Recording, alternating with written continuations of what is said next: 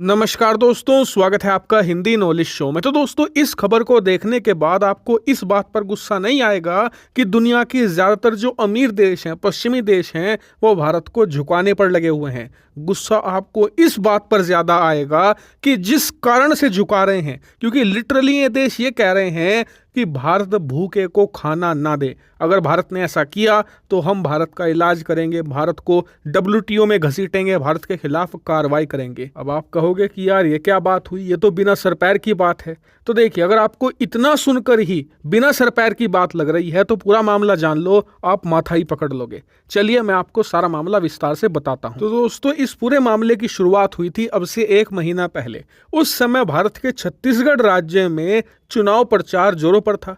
Prime minister Modi एक बहुत ही बड़ी वहां पर रैली कर रहे थे।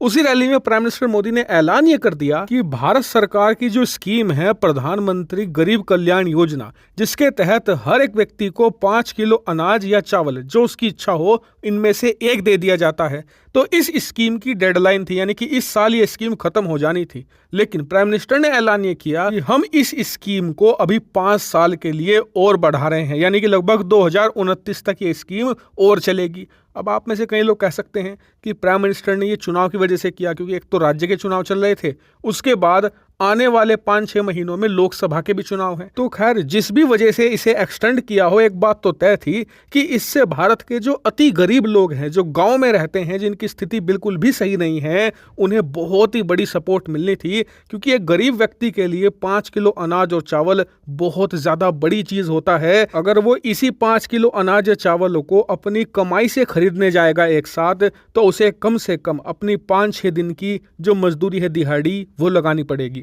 अब यही अनाज और चावल उसे बहुत ही कम दाम पर सब्सिडी पर दिया जाएगा, जिसकी कीमत लगभग ना के बराबर होगी।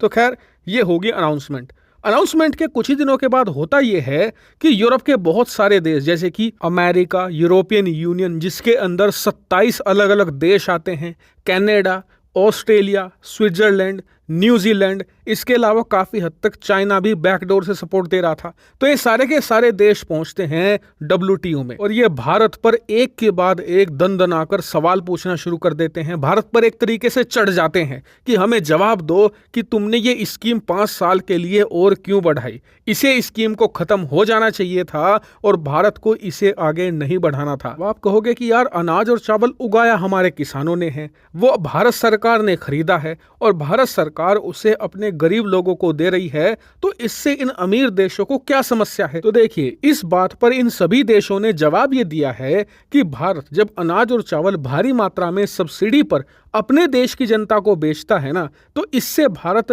वो अनाज और चावल एक्सपोर्ट नहीं कर पाता, मतलब दुनिया के दूसरे देशों को नहीं बेच पाता। इससे होता यह है कि जब भारत एक इतना बड़ा अनाज और चावल का एक्सपोर्टर है, वो एक्सपोर्ट करना बंद कर देगा, तो उससे जो इंटरनेशनल मार्केट है ना, उसमें अनाज और चावल कम पहुंचेगा। अब खरीदार तो पहले जितने ही हैं, लेकिन अनाज चावल कम पहुंच रहा है, इससे उनकी कीमतें बढ़ने लगेगी, और जिसके पास ज्यादा पैसा होगा वो ज्यादा कीमत देकर चावल और अनाज ले जाएगा। अब इन सभी देशों का ये कहना है कि इससे अफ्रीका के जो गरीब देश हैं, उनके पास अनाज और चावल नहीं पहुंचेगा, क्योंकि उनके पास पैसे ही नहीं हैं और वहां पर भुखमरी फैलेगी। अब इस मुद्दे पर भारत ने मुंह तोड़ जवाब ये दिया है कि देखिए, मेरे घर में अनाज और चावल रखा है, सबसे पहली मेरी प्रायोरिटी यही तो होगी ना कि मेरे घर के जो सदस्य हैं, बच्चे हैं, बूढ़े हैं, जो महिलाएं हैं, सबको खाना मिले, भरपेट खाना मिले, और जब थोड़ा बहुत बच जाए उसे हम दूसरों को दे दें।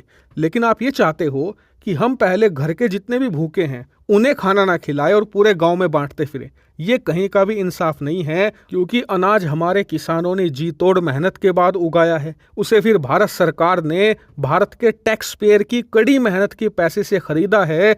ऐसे में पहला हक उस पर भारतीय जनता का ही बनता है, उसके बाद हम एक्सपोर्ट करने के बारे में सोचेंगे। और अगर आपको ये लग रहा होगा कि यार, America, European union, Canada, Australia को बहुत चिंता है अफ्रीका के गरीब देशों की, तो ऐसा कतई नहीं है। ये तो इन्होंने बहाना बनाया है, क्योंकि इन्हें पता है कि भारत के एक्सपोर्ट ना करने की वजह से अनाज और चावल के दाम बढ़ते जा रहे हैं, जिससे कि इन्हें भी बहुत महंगा पड़ रहा है अनाज और चावल खरीदना। ऐसे में ये WTO में ले जाकर अफ्रीका का मुद्दा उठाकर भारत पर प्रेशर बना रहे हैं, जिससे कि भारत ज्यादा एक्सपोर्ट करे और इस स्कीम को बंद कर दे, जिससे कि होगा ये कि अनाज चावल के दाम बहुत तेजी से गिरेंगे और इन देशों को मोटा मुनाफा होगा। ये खरीदेंगे और अपनी जनता को खिलाएंगे और भारत में सब भूखे मरते रहें इनके अनुसार। लेकिन भारत ऐसा नहीं करने वाला। भारत ने साफ कर दिया है कि आपको चीखना है चीखिए, चिल्लाना है चिल्लाइए, लेकिन भारत की ये स्कीम जारी रहेगी और आने वाले समय में ऐसी ही और स्कीम भी भारत लागू कर सकता है।